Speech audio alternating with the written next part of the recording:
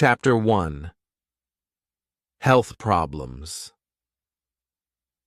There were 4 of us: George, William Samuel Harris, myself, my friends call me Jay, and Montmorency.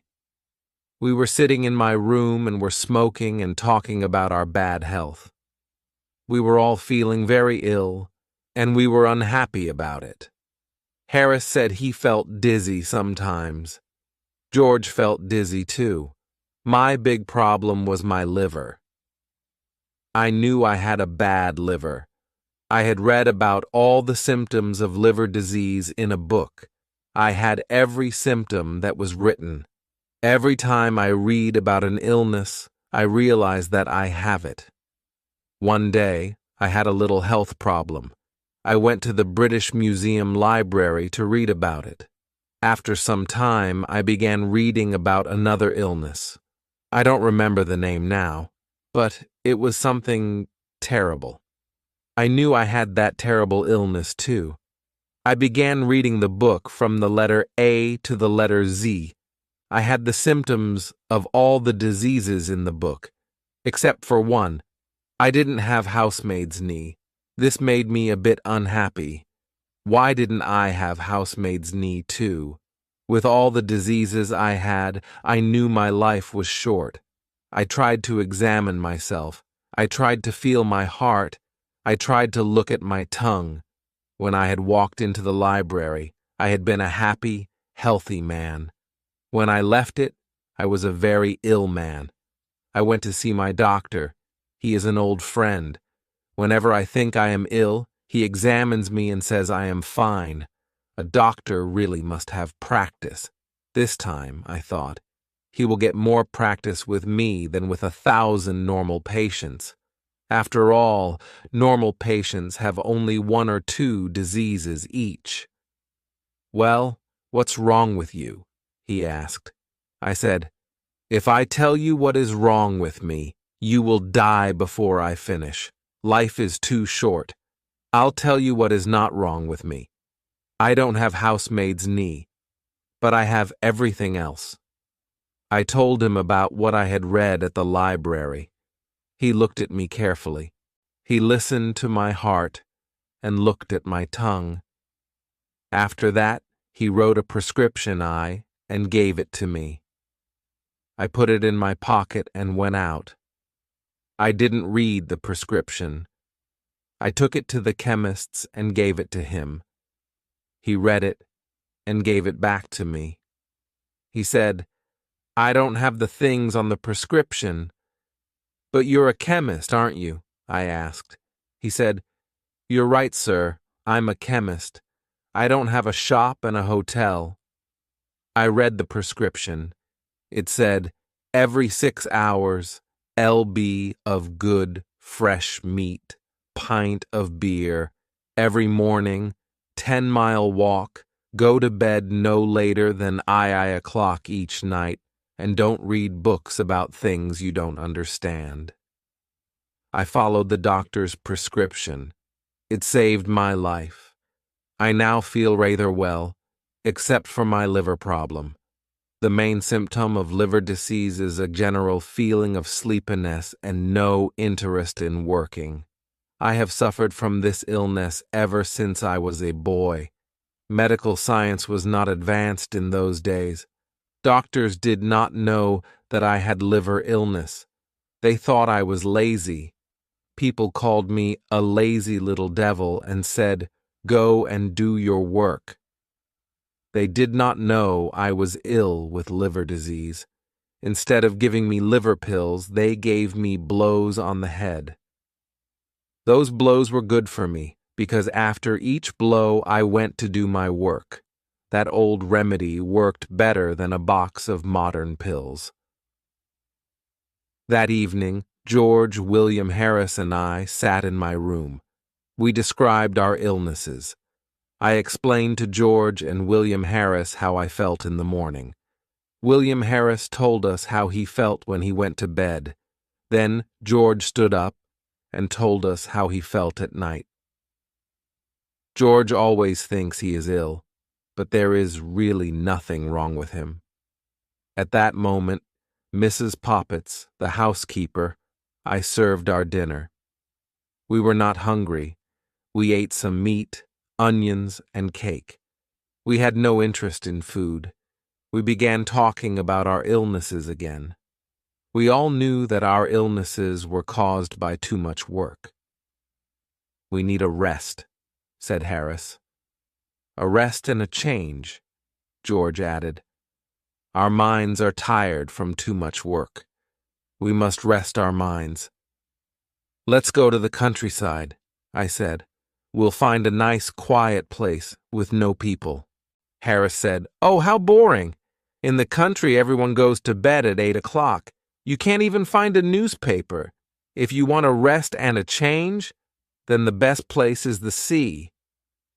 "What a terrible idea," I said. "A sea trip gives you seasickness. Who wants a whole week of seasickness? You leave on Monday and you're feeling well. On Tuesday you feel worse. Then on Wednesday you're really sick. On Thursday and Friday you're almost dead. On Saturday you can finally drink a few teaspoons of tea. On Sunday you can walk again and eat some food. Then on Monday you're happy because it's time to get off the boat." So George said, "Let's go up the river. We'll have fresh air and quiet on the river. The hard work on the boat will make us hungry, so we'll enjoy our food. We'll be so tired at the end of the day that we'll sleep well." Harris said, "You don't have any trouble sleeping, George. There are only 24 hours in the day, and you sleep most of that time. If you sleep any more, you're dead. However, I like your idea of a holiday on the River Thames." I liked it too. George was surprised that we both liked his idea. The only one who didn't like the idea was Montmorency, my fox terrier. He looked at us with his big eyes. "You like the idea, but I don't," his face said. "On the river there's nothing for me to do.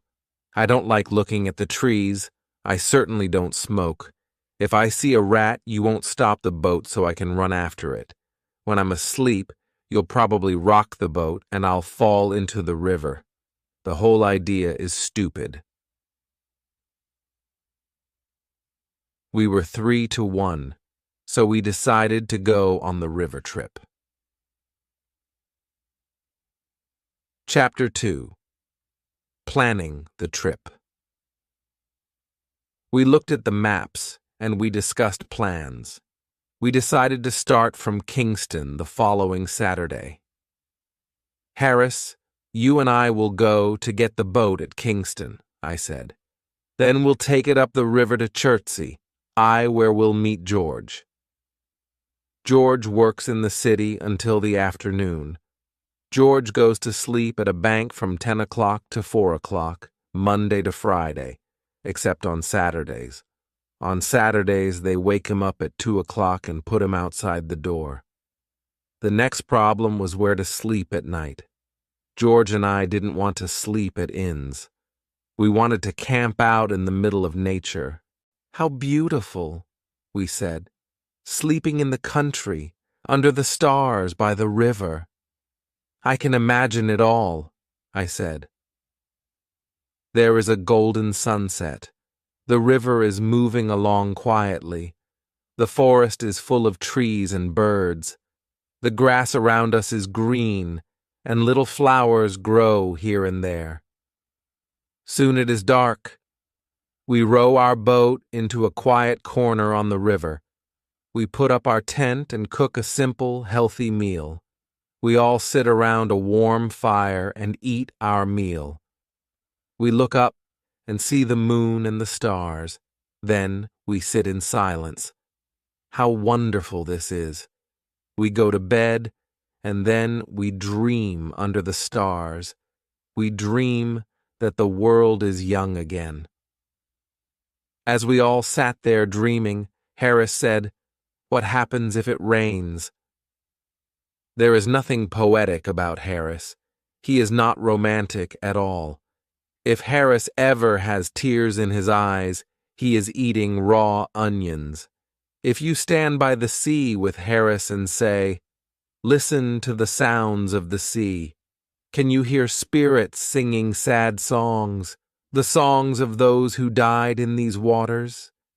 He will take you by the arm and say, "I understand, my friend. You're not feeling well. Now come with me. I know a place around the corner here where you can get some good whiskey. You'll feel better soon." Harris always knows where you can find a good whiskey. Harris was right about camping out when it rains. It's not nice at all. Just imagine, it is evening. You are all wet. There is water in the boat and all your things are wet. You find a place on the riverbank. You get out of the boat and pull out the tent. Now 2 of you try to put it up. The tent is wet and very heavy. It is raining hard. The wind is blowing. The wet tent flies about. It falls on your head and makes you angry. It is difficult to put up a tent in good weather. It is impossible to do so in wet weather. The other man is of no help at all. He is a complete fool. The wind continues to blow and the rain continues to fall. You look at the other man and say, "What are you doing with your side of the tent?" "What are you doing?" he answers. "Don't pull on your side," you shout. "I didn't pull. You pulled," he shouts.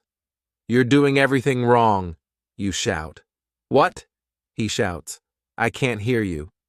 "You don't know how to put up a tent. We'll never put up this tent," you say. At this point, the third man has pulled the boat out of the water. He is completely wet. He wants to know why the tent isn't up yet. Everyone is wet and angry. Harris was right.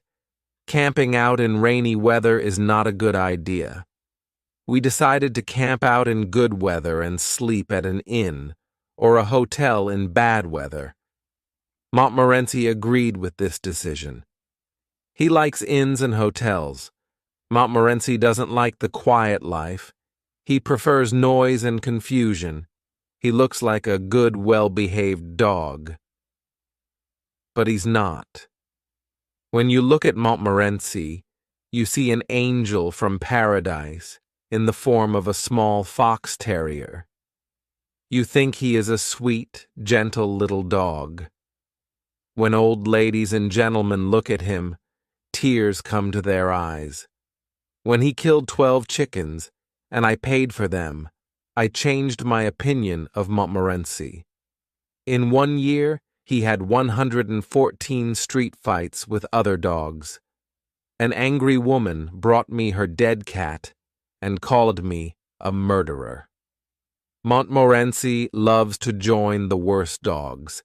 He then takes them around town to fight other dogs. This is his idea of a happy life. Chapter 3 Packing. The following evening, we met again to discuss our plans. Harris said, "Now, we must decide what to take with us. You get a piece of paper, Jay, and you get a pencil, George. I'll write the list." Harris is always like this. He tells everyone what to do, and he does nothing. My old Uncle Podger was just like Harris. When Uncle Podger did a job, everybody in the house helped. One day, Uncle Podger bought a picture. Aunt Podger asked, "Where can we put this picture?" "Leave it to me. Don't worry about it. I'll do it all," Uncle Podger said. He sent one of the girls to buy the nails. Then, he sent one of the boys to tell her the size of the nails. He sent Bill to get the hammer, and he sent Tom to get the ruler. "Now get me a kitchen chair, Jim. I need 2 people to hold the chair. Maria, come here and hold the light. Tom, come here and give me the nail." He finally had the nail in his hand, but it fell on the floor. Everyone looked everywhere for the nail. When someone finally found it, Uncle Podger lost the hammer. Where's the hammer? Where did I put the hammer? Help me find the hammer. When we found the hammer, he lost the place on the wall to put the picture, so each one of us climbed up on the chair to look for the place.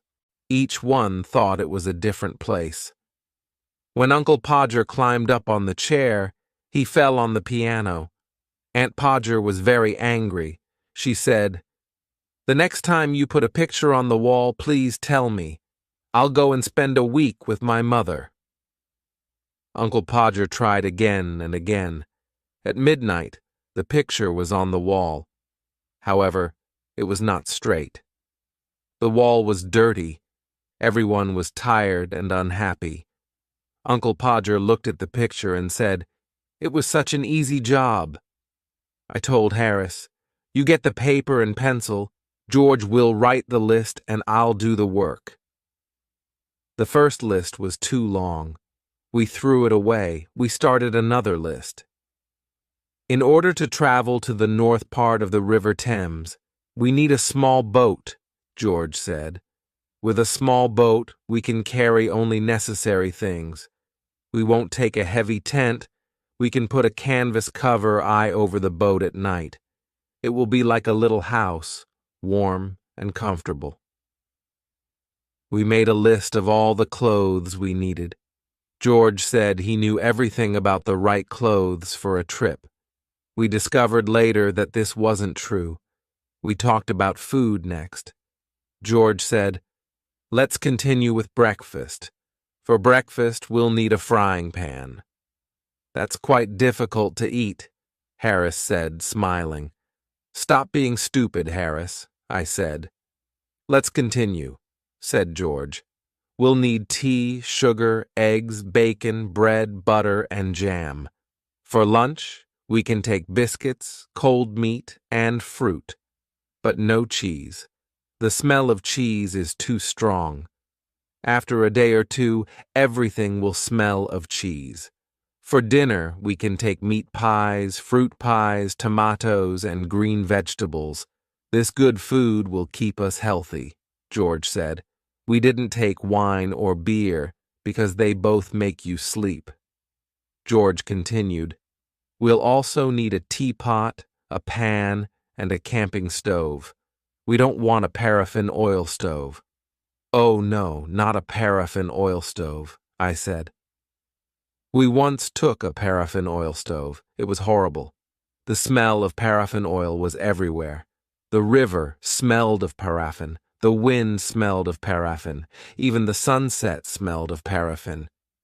When we visited the town of Marlow, it smelled of paraffin too. Even the church of Marlow smelled of paraffin. The countryside for miles around smelled of paraffin. We decided never to take a paraffin oil stove again. The next day, we bought everything we needed. We met in the evening to pack our suitcases. We got a large suitcase for the clothes and 2 large hampers for the food and utensils. I am very good at packing. Packing is one of those things that I do best.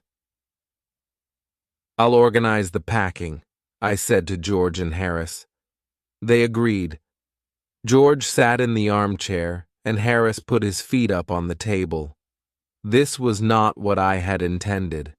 I wanted to organize the packing, not do it.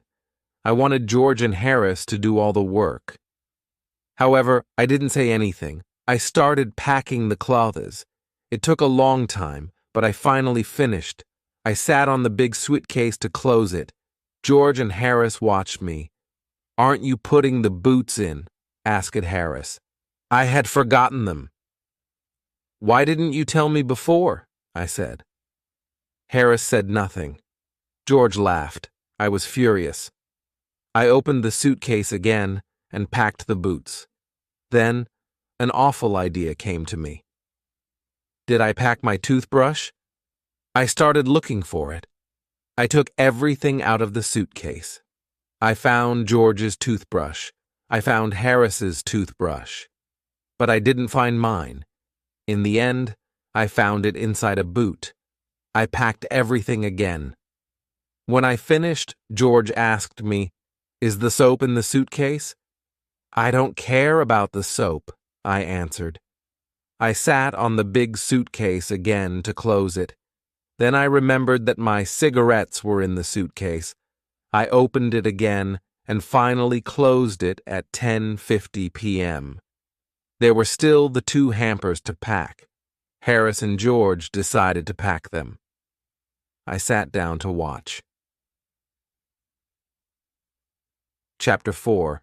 Ready for the trip. There were dishes, cups, bottles, pans, tomatoes, cakes, and many other things to pack in the hampers. As soon as George and Harris started packing, they broke a cup. And this was just the beginning. George is the worst packer in the world. When George dies, Harris will be the worst packer in the world. They walked on things and broke them. Harris put a big jar of jam on top of a tomato and crushed it. George stepped on a big packet of butter, and Harris sat on it. Soon there was butter everywhere. They packed the pies in the hamper. Then they put heavy things on top of them. The pies were crushed, just like the tomato. In the middle of all of this, there was Montmorency, of course. He put his leg in the sugar, and soon there was sugar everywhere. He ran away with the teaspoons. He pretended that the lemons were rats and killed 3 of them. This was Montmorency's idea of fun.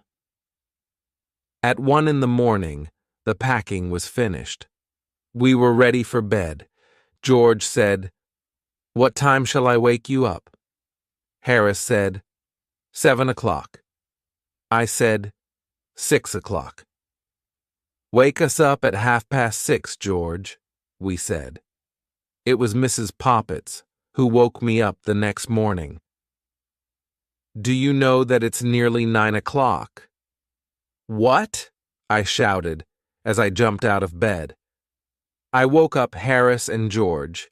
We began to get ready, and we remembered that we had packed our toothbrushes, so we went to get them out of the suitcase.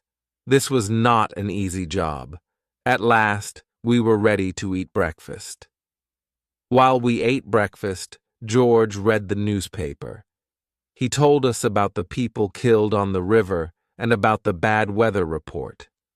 George went to work, and Harris and I finished our breakfast. That morning, Montmorency invited 2 of his friends to the house. They fought most of the time. When we were finally ready, we carried our luggage to the road. We waited 20 minutes for a taxi. Taxis usually come every 3 minutes. A crowd of people was watching us. They looked at us, at Montmorency, and at Montmorency's friends. They looked at all our luggage, a big suitcase, a small bag, 2 big hampers, some pans, some umbrellas, 5 coats and raincoats. At Waterloo Station, we took the 11:05 train to Kingston. At Kingston, our boat was waiting for us below the bridge. Harris and I put our luggage in it. We got on the boat happily, but Montmorency was worried. Harris took the oars, and we started our 2-week trip on the River Thames. Harris was wearing a red and orange blazer. It was a beautiful, sunny day. We were enjoying the first moments of our holiday. When we passed Hampton Court Palace, Harris asked, "Have you ever visited the maze here?" He said he had gone into the maze once to show a friend. He studied a map of the maze before going in. He knew it was very easy to get out again. Harris said to his friend, "We'll go in and walk around for 10 minutes. Then we'll come out and have lunch. It's very easy. Take the first turn to the right each time." In the maze, they met some people who had been there for 45 minutes. They wanted to get out because they were lost. Harris said, "Follow me. I'm going out in 10 minutes." The people thanked him and started following him. Other people began following Harris too. Some of them were worried and afraid. He continued turning to the right, but he was still in the maze. Harris got lost. The people were angry with him. They all started calling for help. A young keeper 4 heard them and came to help, but he got lost too. Finally, the old keeper came back from lunch. He let the people out. Everyone was tired and angry. Harris said, "Let's ask George to try the maze on our return trip." "Not a bad idea," I said. When we passed Molasay Lock, we were the only boat in the big lock. Usually, the lock is a very busy place. On Sundays, there are boats everywhere. People like the river and the sun. It's such a beautiful picture. The river, the trees, the flowers, and the people in their colorful clothes. At Hampton, Harris wanted to stop the boat and have a look at the church. I don't like visiting churches, but Harris loves it. I came on the trip only because I wanted to visit Hampton Church. You know, I love churches, churchyards, and tombs. The idea of not seeing Hampton Church with Mrs. Thomas's tomb makes me angry. "Who is Mrs. Thomas?" I asked. "I don't know, but she has a strange tomb," I said. "We must be at Shepperton at 5 o'clock to meet George." Harris said, "George? Why can't George be here to do some work? Why doesn't he help us with this heavy boat? What does he do at the bank? He sits behind a piece of glass all day and does nothing. I work. Why doesn't he work? I'm going to have a drink." "There are no pubs near here. The nearest pub is far away," I said. "What? We'll all die of thirst. No pubs." "If you're thirsty, we have water in the boat," I said. "Water! Water makes people ill," he said. "However, I am very thirsty, and I must drink something." So he took the bottle and drank some water. Chapter 5 First day on the boat, we stopped at Kempton Park and had lunch under the trees. QE. Good food always calms Harris. We reached Sunbury Lock at 3:30. We then went to Walton, which is a historical town. Julius Caesar stayed there with his soldiers. Queen Elizabeth I stayed there too. You can never escape from that woman. She was everywhere. Next, we came to Halliford and Shepperton. There is a tomb in the Shepperton churchyard with a poem on it. I was afraid Harris wanted to stop and visit it. I saw him looking at the church as we passed near it, so I moved the boat suddenly, and Harris's cap fell into the water. He pulled it out and was angry with me. Fortunately, he was worried about his wet cap and forgot about the church. As we came to Weybridge, the first thing we saw was a colored blazer. When we got closer, we saw that George was inside the blazer. Montmorency started barking furiously. Harris and I shouted loudly.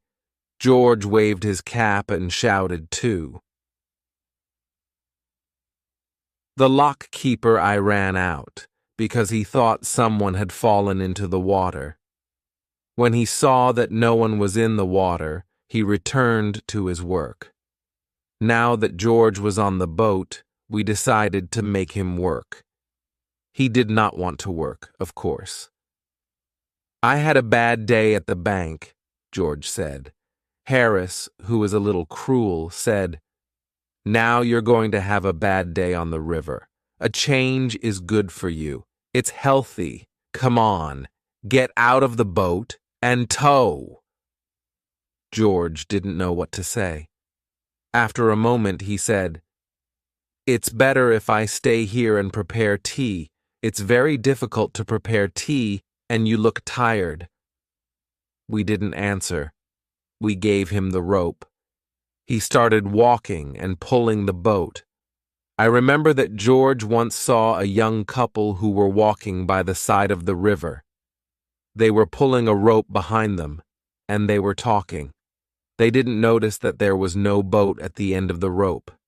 They had probably had a boat at the end of the rope when they started. But they had lost it. When George saw this, he took the rope out of the water. Then he tied it to his own boat. So, the young couple towed George and his 3 fat friends up to Marlow. When they looked back, they saw that they were towing a boat that was not theirs. The young man was surprised and angry. The young lady said, "Oh, Henry, where is Aunt Mary?" No one knew what happened to Aunt Mary. The most exciting thing is to let girls tow your boat. You always need 3 girls. 2 of them hold the rope. The 3rd one runs around and laughs all the time. When they are finally ready to pull, they start running. They pull the boat too fast, and they are soon tired. They sit down on the grass to rest and laugh. While they rest, your boat goes out into the middle of the river. "Oh, look," they say. "The boat's gone to the middle of the river." They laugh, jump up, and start pulling it again. Then one of them decides to stop because she needs her hat. Then another wants her red shawl. Now one of them needs a comb for her hair. The other wants her handkerchief. This goes on for most of the afternoon. It is never boring when 3 girls tow a boat. George towed us to Penton Hook. We stopped there and decided to spend the night on the boat. We found a pretty place. We tied our boat to a big tree. We were all hungry and we wanted to eat. However, George said, "No, let's put the canvas cover on the boat first. It will only take a few minutes." It looked simple, but it wasn't. There were 5 metal rods. You put them into special holes in the side of the boat. I didn't think this was dangerous work, but it was. I'm surprised that we are still alive to tell the story. First of all, the metal rods did not go into their holes. We jumped on them, kicked them, and pushed them. When the rods were in their holes, we tried to put the canvas cover on the boat. George took one part of the cover. He tied it at the front of the boat. Harris stood in the middle to help George with the cover. George did his job well, but Harris was completely confused. After 10 minutes of hard work, Harris was inside the cover. He was fighting to get out. He accidentally knocked George down. Now George was inside the cover, too. They fought with the cover. I heard some very bad words. I thought the job must be very difficult. I didn't understand what was happening. George and Harris had told Montmorency and me to stand at the back of the boat. We did exactly that.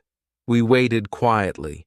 We saw the cover moving violently, but we thought this was the correct method. After a long time, we heard George shout, "We can't breathe under here. Why don't you help us, you idiot?" When someone calls for help, I always answer. I went to help them. Poor Harris. His face was almost black. Chapter 6. Harris makes scrambled eggs. As soon as the cover was in place, we started to prepare supper. We wanted some hot water to make tea. We put the tea kettle on the stove. We pretended that we were not interested in the water. We wanted the water to think that we did not care about it. We began to prepare supper. This was the only way to make the water boil on a boat. If the water knows you are waiting for it, it will never get hot. You must not look at it. It's a good idea to shout, "I don't want any tea. Do you, George?" George shouts back, "Oh no, I don't like tea. I'll have milk." "And you, Harris?" "Tea is terrible. I never drink it. I'll have lemonade." This makes the water very angry. At this point, the water will boil. We really wanted that supper. We needed that supper. For 35 minutes, nobody spoke. We just ate and ate. Finally, we all had full stomachs, and we were happy.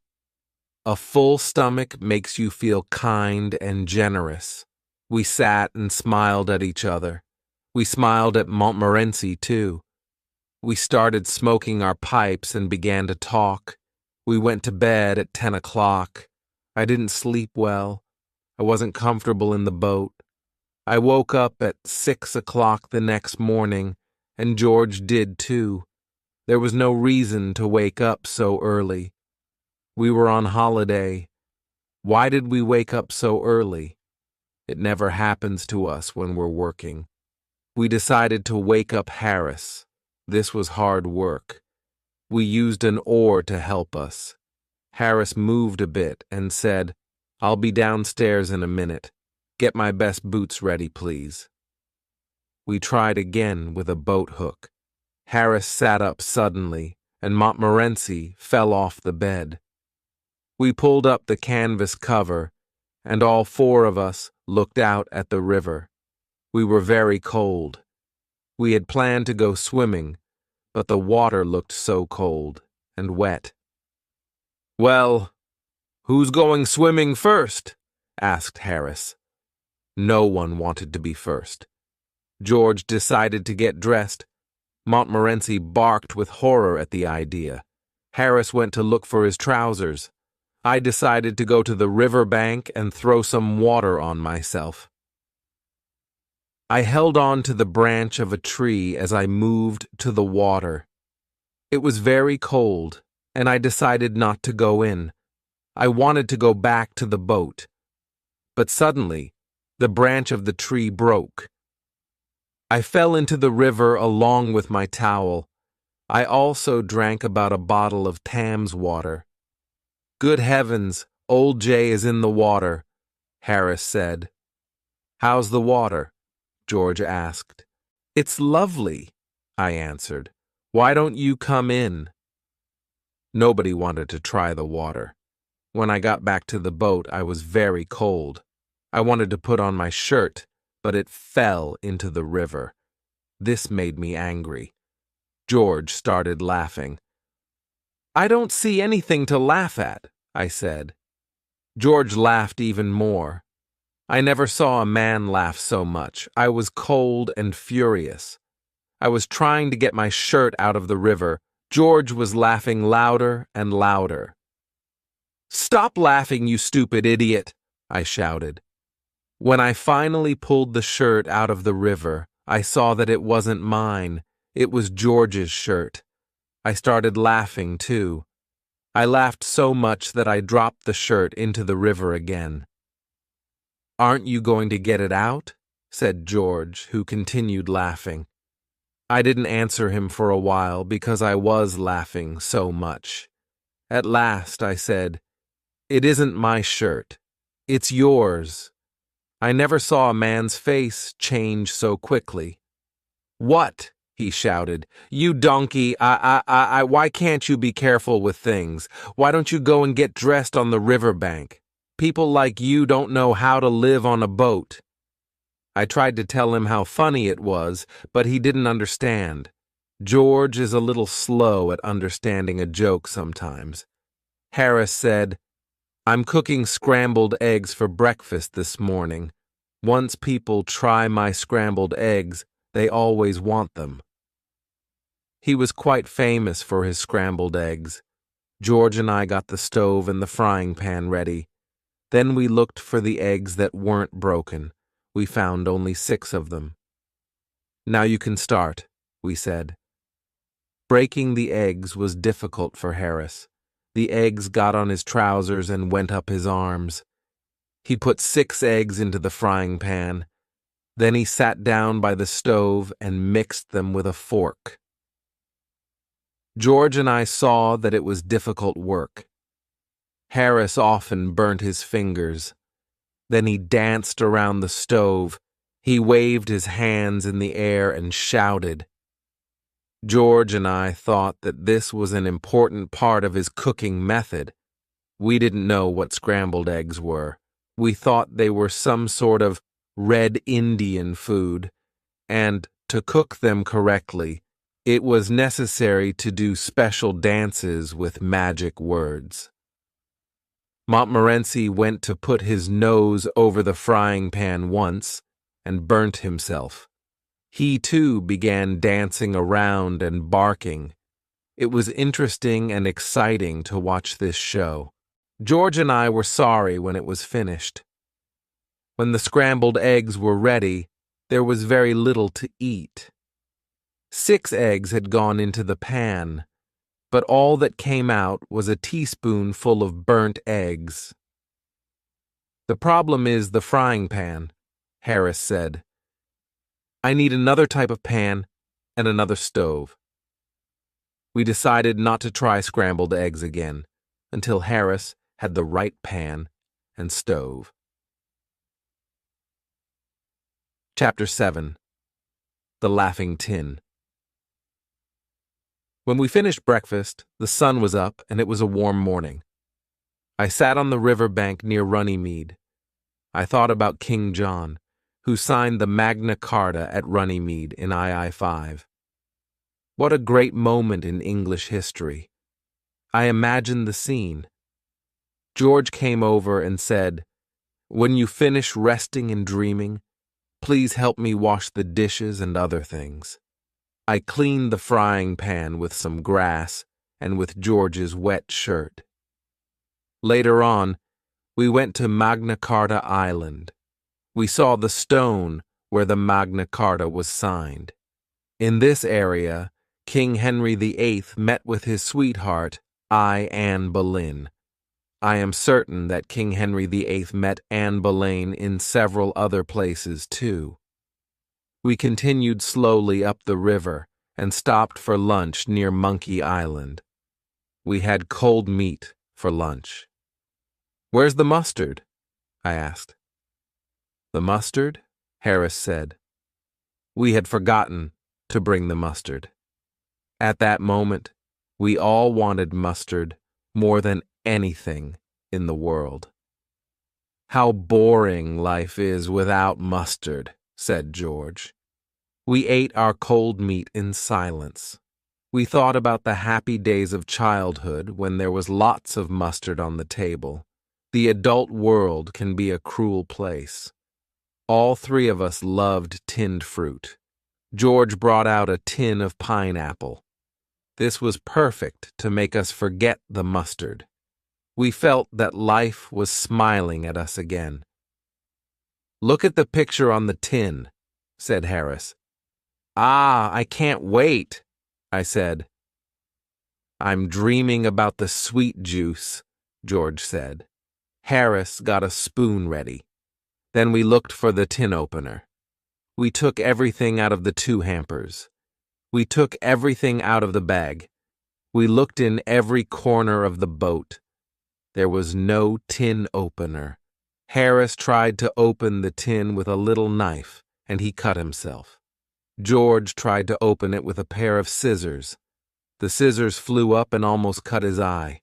I tried to open it with a piece of metal. I did something wrong, because I fell into the river.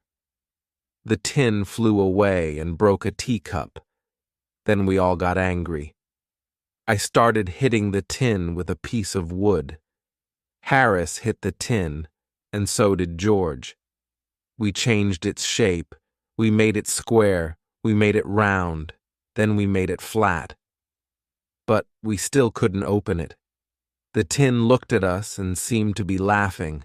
It was ugly, and it frightened us. I threw it in the river. Then we rowed away and didn't stop until we reached Maidenhead. It was evening, and a strong wind started blowing. The wind was behind us, and we put up the sail quickly. The wind blew, and the boat flew up the river. I was steering, the boat, and George and Harris were enjoying the trip. Sailing is exciting. It's almost like flying. You feel that you are part of nature. We were alone, and we flew along the river. Far in the distance, we saw a small fishing boat. There were 3 fishermen in it. The sun was going down, and there was a red light on the water. The river seemed magic. It was like a dream. We felt that we were sailing into a strange land. We did not sail into a strange land. We sailed straight into the fishing boat with the 3 old fishermen. At first, we didn't know what was happening.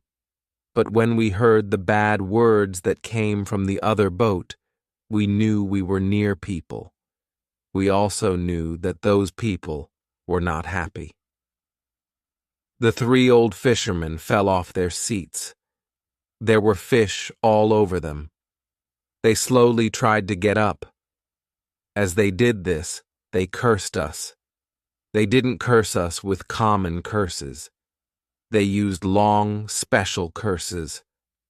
They also cursed our parents, families, friends, neighbors, pets, and jobs. These curses were for the present and the future. Harris stood up and said, "Be thankful for a bit of excitement in your lives. Your lives must be so boring, just sitting and fishing all day. My friends and I are very unhappy to hear men of your age use such bad words."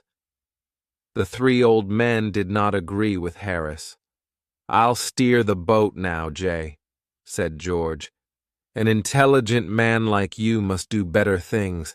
Leave the steering to me before we all drown." Chapter 8. Montmorency Meets a Cat. At Marlow, we left our boat by the bridge. We spent the night at the Crown Hotel. The next morning we went swimming before breakfast. On the way back, Montmorency met a cat. Montmorency and I don't agree on cats.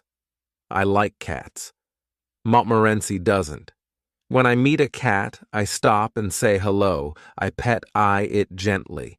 The cat is happy, and I am too. When Montmorency meets a cat, the whole street knows about it. A lot of bad words fly through the air. As soon as Montmorency saw the cat, he barked with happiness. The cat was walking slowly across the street. Montmorency ran after the cat. But the cat didn't run. He didn't understand that his life was in danger. This cat was big and black. It had half a tail, half a nose, and only 1 ear. It was a clever street cat. Montmorency is a courageous dog, but the cold eyes of that cat terrified him. The cat stopped in the middle of the road and looked at Montmorency. Neither spoke, but the conversation was probably like this. "Cat, yes, you want me? Can I do anything for you?" Montmorency, No, thanks." Cat, "If you really want something, please tell me." Montmorency, walking backwards, "Oh no, not at all. Don't disturb yourself. I'm afraid I made a mistake. I thought I knew you. Sorry I disturbed you." Cat, "Not at all. It's a pleasure. Are you sure you don't want anything now?" Montmorency, still walking backwards, "No, thanks. Nothing at all, thanks. Very kind of you." "Good morning." Cat, "Good morning." The cat got up and walked away. Montmorency came back and followed us quietly. He was silent all day long. To this day, if you say the word "cats" to Montmorency, he'll stop walking. Then he'll look up at you, as if to say, "Please don't." After this, we did our shopping, returned to the boat, and continued our trip up the river. At Hambledon Lock, we discovered that we had no water. We went to the lock keeper to ask for some. George spoke for us. With a friendly smile, he asked, "May we have some water, please?" "Certainly," said the old lock keeper. "Take as much as you want, and leave the rest." Thank you very much, said George, looking around. Where is the water? It's where it always is, said the lock-keeper. It's behind you. George turned around and looked. I don't see it. What? Where are your eyes? The lock-keeper said. He took George's arm and turned him around. Oh, George said. But we can't drink the river? No, but you can drink some of it, said the lock-keeper. I've drunk river water for the past 15 years. Well, sir, I don't think you look very healthy after drinking all that river water. But thank you anyway, George said. We left the lock-keeper's place, and we found some waiter at another house. We towed the boat past Henley and stopped near Wargrave for lunch. We were sitting in a green field near the river. Harris was cutting a meat pie. George and I were waiting with our dishes. I need a spoon, said Harris. The hamper was behind us. George and I both turned around to get a spoon. In 5 seconds, we had the spoon. When we turned back, Harris and the meat pie were gone, disappeared. It was a wide open field. There were no trees nearby. Harris did not fall into the river because the river was far from us. George and I looked all around. Then we looked at each other. Has he gone up to heaven? I asked. Angels don't take meat pies to heaven, George said. You're right, I agreed. Then there has been an earthquake, George said. I'm sorry he had the meat pie with him. Sadly, we looked at the place where Harris and the meat pie were sitting. Then, with horror, we saw Harris's head, only his head. It was in the grass. His face was red and furious. George was the first to speak. Say something. Are you dead or alive? Where is your body? Oh, don't be an idiot, Harris shouted. I think you made this happen. You told me to sit there. It's your stupid joke. Here, take the pie. Harris didn't know it, but he had been sitting next to a big hole. The long grass covered it. He fell into the deep hole without knowing anything.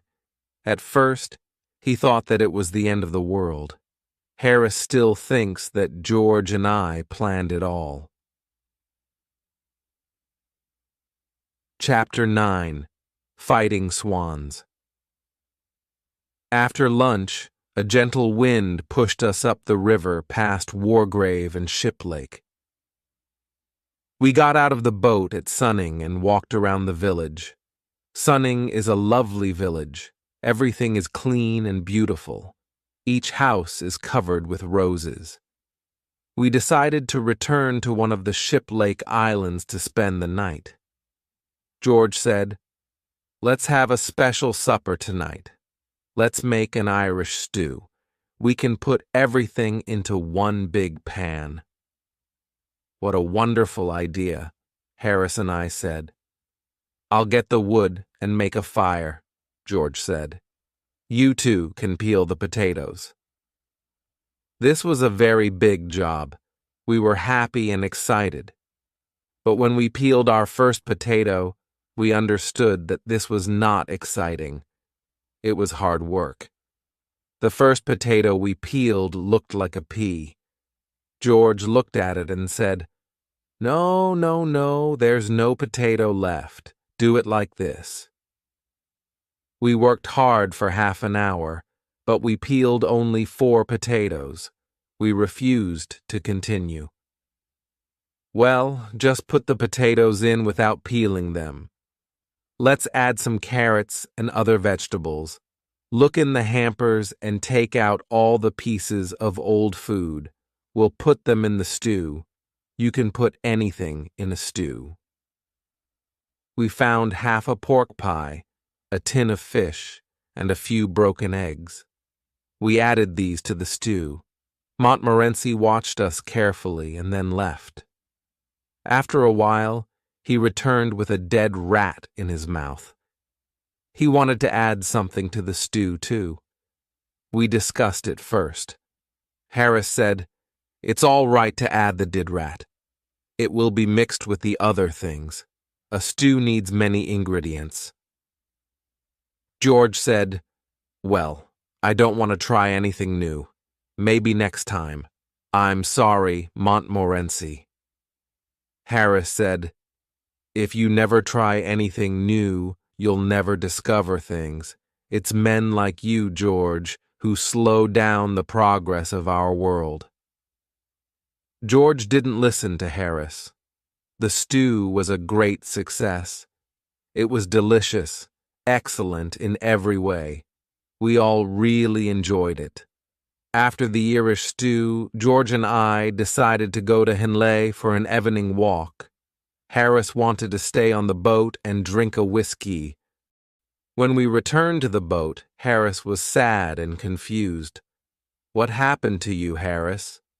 "Swans," he said. We had left the boat near a swan's nest. When George and I were in Henley, Mrs. Swan came back to the nest. She started to shout at Harris. Harris frightened her away. She went to get her husband, Mr. Swan. Harris had a terrible fight with these two swans. Harris finally won the fight. However, half an hour later, Mr. and Mrs. Swan returned with 18 other swans. There was a horrible fight. The swans attacked Harris and tried to pull him off the boat. They wanted to drown Harris and Montmorency. Harris fought with courage for 4 hours. In the end, the swans slowly swam away to die. "How many swans were there?" George asked. 32, said Harris, who was sleepy. "But you said 18 before," George said. "No, I didn't. I said 12. Do you think I can't count?" We never discovered the truth about the swans. We asked Harris about it the next morning. He said, "What swans?" He thought that George and I were dreaming. That night, Harris had trouble sleeping.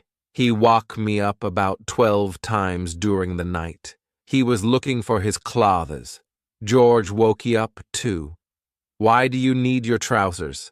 It's the middle of the night," George said.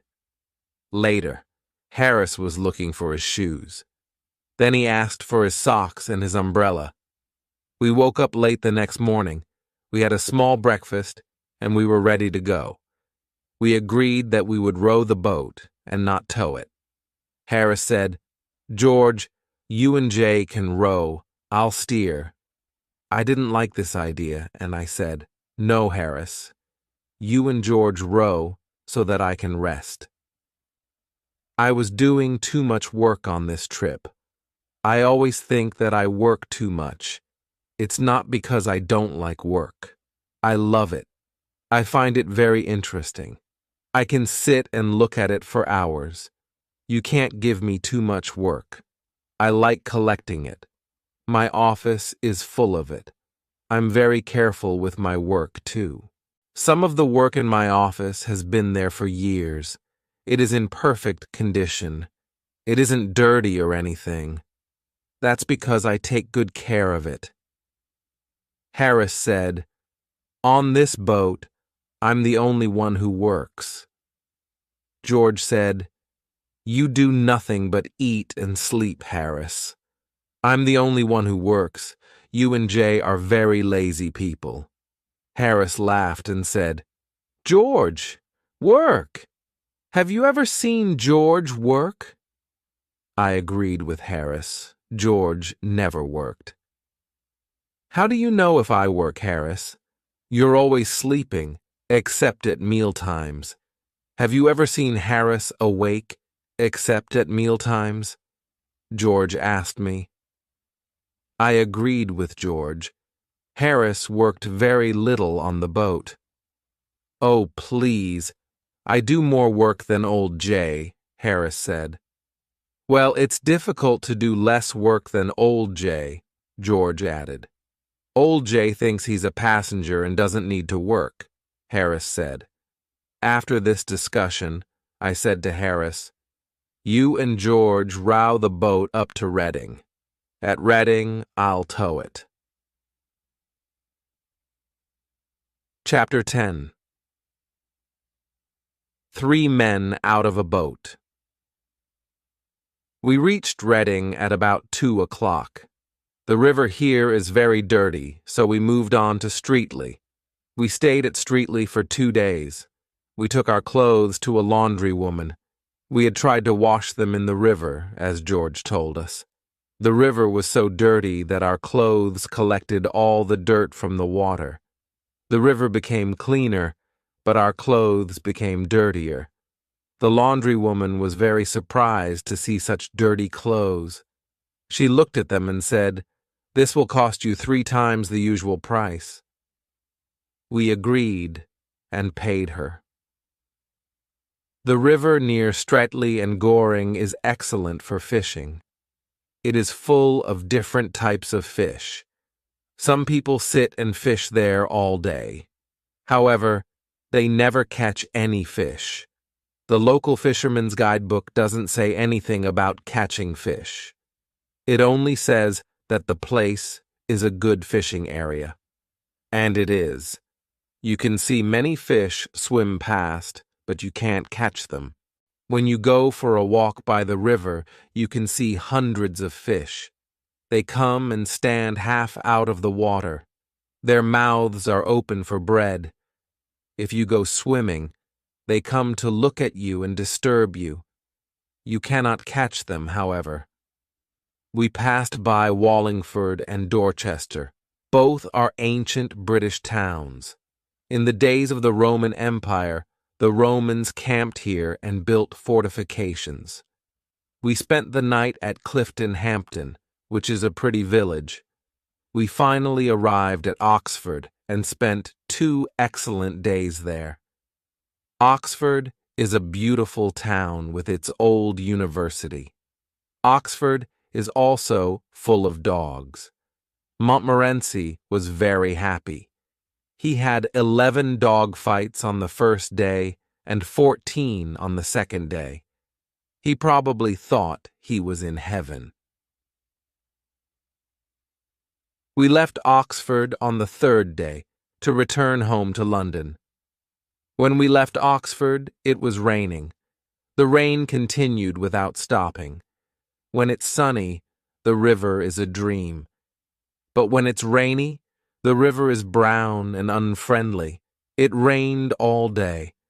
At first, we pretended to enjoy it. Well, this is a nice change.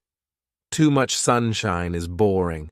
Nature is beautiful even when it rains, I said. Yes, Harris said. It's good to see the river in all kinds of weather. The rain is good for you. I can't understand people who are afraid of a little rain. Harris and I sang songs and we were quite happy. George did not agree. He stayed under the umbrella. We put up the canvas cover before lunch. We left a little opening to see where we were going. We continued our trip for another 9 miles. We stopped for the night at Day's Lock. We did not have a happy evening. The rain never stopped. Supper was not good. We were really tired of cold meat. We dreamt about our favorite foods. Harris talked about fish cooked in a special sauce. Harris gave his cold meat to Montmorency. He looked at it and turned his head. He seemed insulted by Harris's offer. He went to sit at the other side of the boat alone. George said, "Please don't talk about good food until I finish this cold meat." We played cards after supper. After that, we had some hot water and whiskey. George told us about a man he knew. This man had slept on the river in a wet boat like ours. He got very ill and died 10 days later. Of course, we began talking about other illnesses. After a while, Harris said, I've got an awful headache. It must be the rain. Well, I've got a bad backache, I said.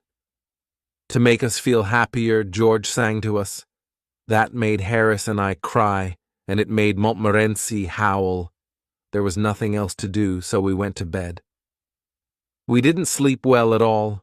We were awake at 5 o'clock the next morning. Our second rainy day was the same as the first. It rained all day. We moved slowly along the river. We agreed to continue our trip, even if it killed us. It's only 2 more days, Harris said. We're young and healthy. Maybe we'll be all right. We talked about our evening. With this weather, we can have dinner and take a walk in the rain. Or we can have dinner and spend an hour in a pub, I said. That's not very exciting, said George. It's much more interesting to go to the Alhambra Theatre in London, said Harris. And then have supper at that little French restaurant, I added. But we have decided to stay and die on this boat, said George. However, there's a train that leaves Pangbourne after 5 o'clock. It gets to London in time to eat something and then go to the theater. Everyone was silent. We didn't say one word. We looked at one another. Then we got out the big bag and got our clothes ready. 20 minutes later, 3 men and a dog were going to the railway station. We lied to the boatman at Pangbourne. We didn't have the courage to tell him the truth. We were running away from the rain. We asked him to take care of the boat until the next morning. If something happens, we'll write to you, we said, telling him a big lie. We reached Paddington Station at 7 o'clock. We went directly to the restaurant and had a small meal. Montmorency stayed at the restaurant while we went to the theater. We'll return at 10:30 for the dog and for a good supper, I told the restaurant owner. The man at the ticket office of the theater said, "Oh, you're the famous acrobats from the Himalaya mountains. You're late for the performance. Please use the side door." We explained to him that we were not acrobats. He understood and sold us 3 tickets. Our clothes probably looked a bit old and strange. At the Alhambra Theatre, everyone looked at our clothes and smiled. Some people laughed. After the theater, we went back to the restaurant. We enjoyed our delicious supper. After 10 days of eating cold meat, we were thankful for this supper. We ate it without speaking. Then we sat back and felt happy and kind. Harris, who was sitting next to the window, pulled back the curtain. He looked at the wet street. It was rainy and dark. The wind was blowing. A few people walked past under their umbrellas. Harris took his glass and said, "Well, we had a good trip, and I say thank you to old Father Thames. But I think we were right to come back when we did. Here's to 3 men well out of a boat." Montmorency stood on his back legs in front of the window. He looked at the wet night and gave a short bark of agreement. The end.